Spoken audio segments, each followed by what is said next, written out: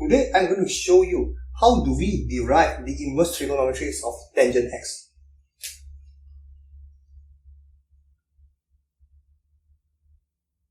How do we derive inverse trigonometry of tangent x? As we know that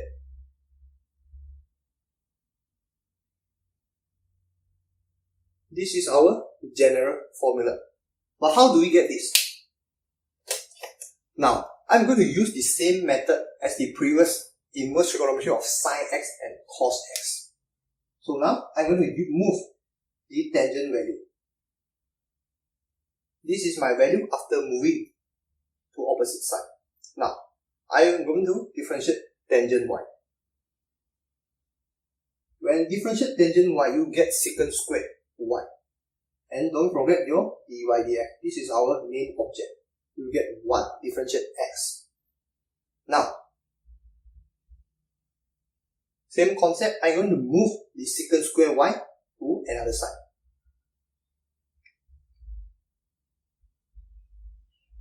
So I obtain this equation 1 over secant square y. But now, how do we eliminate this? We are not going to use this equation anymore to eliminate our trigonometry. I'm also going to use trigonometric identity to eliminate this secant square y.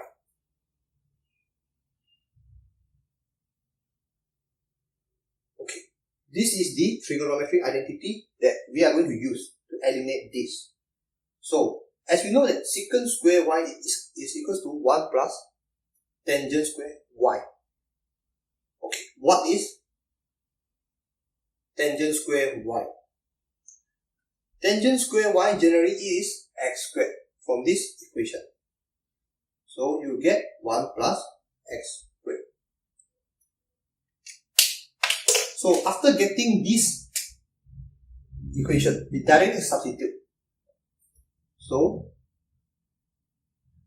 this is our final product, final answer that we want from the derivative of inverse trigonometry of tangent x.